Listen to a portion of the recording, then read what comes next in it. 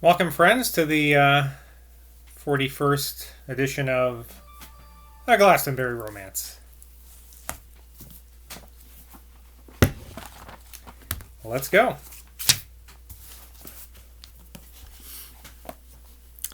She's alone there, and of course he may have gone over. This is someone speaking.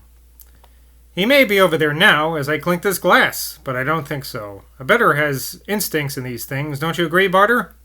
Instincts. You know what I mean, Barter? But perhaps you don't. Perhaps you despise instincts. You rather look like someone who despises instincts. What would you do, Barter, if you were married and your wife fell in love with a young chap of her own age, eh? What would you do? Would you let him pull your nose and say nothing? Have you ever had your nose pulled, Barter? I mean, really had and truly pulled. Would you let him do it, tweak your nose, and give it a good pull? Oh, this is, Zoyland speaking to Barter at a party. Tom Barter's fingers itched to give his aristocratic friend what at school was called a bloody nose. Short of hitting him, however, and what chance would he have if fisticuffs with such a fellow? He could not just then think of any method of putting him to rout. That's my way, Barter, and so now you know it. It mayn't be a good way, but it was my way, and when it comes to women, it's no good unless you're paying your own hand. They don't give a big fig for books learning, Barter. Perhaps you've never seen through those pennies far enough to know the what? And that's the truth. Not a fig. What women like is bedrock bottom. Every time. You can't go wrong with them, from Queen Gargamel to Maid Marian, if you talk facts and think smut. You seem to me a downright man-to-woman kind of chap, Barter, so I expect you've found that one for yourself. But perhaps not. Perhaps you've puritanical have never meddled with these hussies. I don't think so, though. You look to me as if you know a hawk from a Herkshaw. Tom Barter could only drink more and more wine, as he did his best to carry off this uncomfortable situation. In his heart he longed to be back at number 15 Northlode Street, drinking whiskey with John. How different John was from this bearded ruffian. If hatred had the power to kill, Lord P's bastard would certainly have had played guide him again to any more stalactite caves. Not have played, because he would have got killed by somebody. Not one of these people cares a fig what becomes of poor Tom, Barter thought, as he grew more and more sulkily monosyllabic under Zoyland's heavy joking. At this moment, as I sit here, not one single human being is giving me a thought. None of the wenches I made love to in Glastonbury cared tinker's damn for me, really. Mary used to think of me sometimes, a little. Just a little. But God, now John's appeared and I am out of it there, too. Crummy turned on me like a spitfire pussycat the last time I saw her. Who have I got in the whole bloody world? Nemo, nihil, none, not a living soul. And then his mind went back to the Northwold River and the talk he had had with John about those childish times. John was something. He was the past, and that was something. I like old John, he said to himself. By God, I believe when I'm fooling with old John, I don't feel as if I were quite alone. 'Twas a queer idea of his, though, what he hinted at this afternoon. That I should get a job under Geard, when they make him mayor, and give Philip the go-by. I must talk to John a bit about that. There'd be nothing permanent in that, though. But by Jimmy, it would be almost worth it just to watch Philip's face when I told him. What do you say yes like that, Barter? You think I'm drunk? You're not listening. I asked you whether you thought I was a fellow who could be cuckolded with impunity, and you said yes. I meant impunity for a time, Will. Why, you let the person on and let them make a fool of themselves. A dangerous gleam shot forth between the candles from Zoyland's drunken Teutonic eyes. It annoyed him to be called Will by Barter, just as it annoyed Philip to be called Phil, or me to be called Pat. Fool be damned. You don't know what I'm talking about, Barter.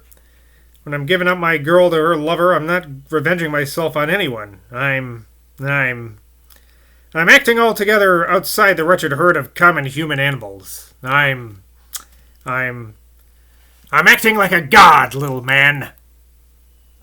His drunken voice was so loud that I lost the page. That Dave and Percy and Philip ceased talking among themselves and stared at him.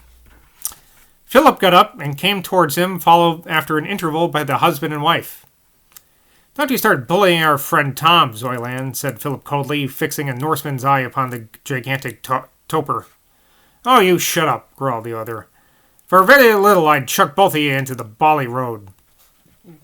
Philip shrugged his shoulders and turned his spear. Dave, he said, while Barter got up sulkily from his seat and went over to Persephone, who stood regarding the whole group with dreamy amusement. Do you mind, Dave, if I took Cousin Percy out for a stroll down the road he talks about? The girl gave a start and glanced quickly at her husband. A look, quick as lightning, from her dark, languorous eyelids said, May I go with him? I'd rather like to go with him, Dave, but I won't if you don't want me to. While a look, a little slower to come, replied from Dave's ruddy face, Go by all means if you want to, my dear. Why not? Free lovin' commies. The girl gave a start and glanced quickly at her husband. Oh, I already read that. Hello, Dave. Are you going to lecture me, too? Drawled Zoyland as if he had noticed the presence of his brother-in-law for the first time. Tu brute, Dave. Then Big Willie must really behave himself and be polite to these solemn money-grubbers. Dave will amuse you, William, while Philip and I get a breath of air, said the girl cajolingly. And mind I'll speak to Nell about you if you drink any more tonight. I'll be seeing her at Tilly's party, if not before. Dave obediently sat down by the man with the great beard. He looked, as he did so, just as if he had been some sagacious young clerk in holy orders taking a seat at the dais by the side of an angry Charlemagne. I like you, Dave Spear, said the bastard. Your bloody communism is all poppycock, but I'll be damned if you're not more of a man than any of us here. You can tell Nell I said so. He stretched out his hand as he spoke and laid it on Dave's knee, with an infusion of melting German student sentimentality made his blue eyes moist. I think I'll join, if you don't mind, said Tom Barter, addressing the whole company and making a little nod with his head as he leaned his head against the back of a chair. Philip can bear witness, he glanced furtively at his employer, that I've got a lot to do at my office tomorrow, so I think bed'll be the good place for me. Good night, Mr. Spear. You'll excuse me, won't you? He had isolated himself completely from the rest of them by this time, not exactly by what he said, but by the way he looked at them. He might have been a Frenchman in the group instead of the descendant of a family of Methwald squires, who were landloaders when the Crows were just Isle of Islay farmers. Some visitor from Venus or Mars, interested in human social differences, would have been puzzled to know what the real psychic cause was of Barter's repeated humiliations. How could such an one know that the sole and simple cause of it was the manner in which, when a boy, he had been bullied at Greyland School? But this was the cause and none other. Barter had been so humiliated at Greylands, at Gladman's house there, that in his heart he felt himself to be inferior to every educated man he met. And this feeling in his own mind, every educated man he met, without knowing why, was compelled by some invisible urge to take advantage of it. Bullied at Greylands, always bullied, might have been the truth-speaking Wessex proverb.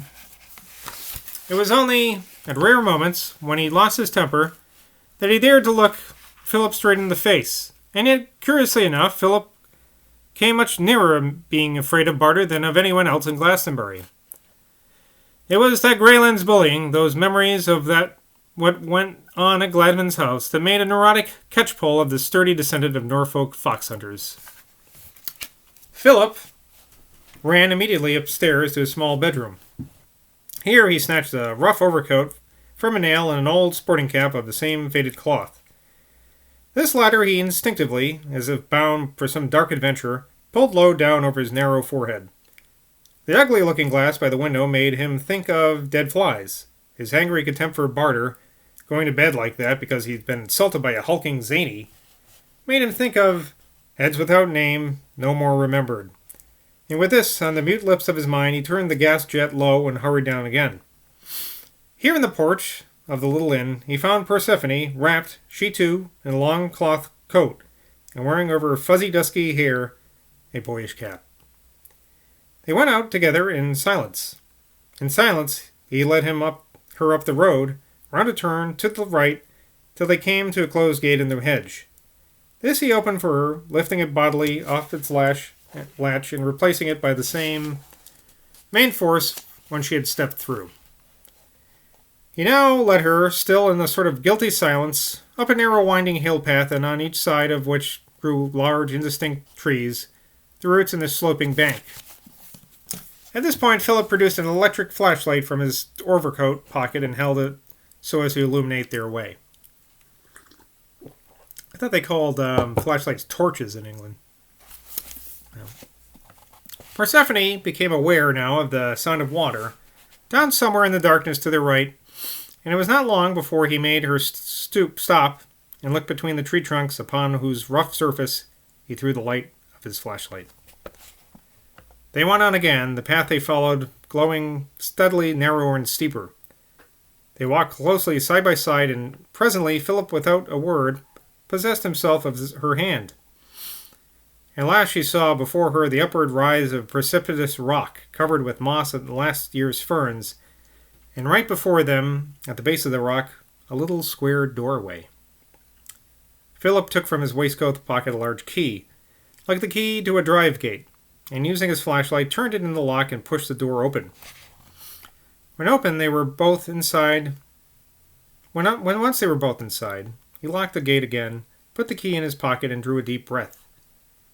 "Perce, Perce," he whispered, and hugged the girl fiercely to his heart, kissed her with a long, clinging kiss full on the mouth. She hung limp and yielded in his arms. His kiss was of the kind that needs no response, that could be aware of no response except a desperate resistance. But there was no flicker of resistance in Persephone's yielded mouth and abandoned body. She yielded to him utterly, as dark water yields to the plunge of a diver. When he let her go, she appeared so drugged by his embrace that for a second she swayed and staggered. But he caught her with a strong clutch around the waist, and holding her so, led her forward. Up and up they climbed, and then, after stopping to breathe at ease for a moment on a little level platform, down, and again down they went. This was repeated in spiral curves of progression several times. The girl seemed still too dazed to realize the curious character of the path he led her by, and though he often flashed his light to the right and the left, neither of them breathed a syllable. They were isolated from human interface as completely as if they had descended into some cavern at the bottom of the sea. And that's the end of that chapter. That was chapter Wookiee Hole. Tomorrow we'll begin The Impartible Sin. Well, that's enough for tonight. So leave your comments about Glastonbury, or if I should keep or get rid of my beard, down below. Until next time, I'll see you in Glastonbury. Cheers.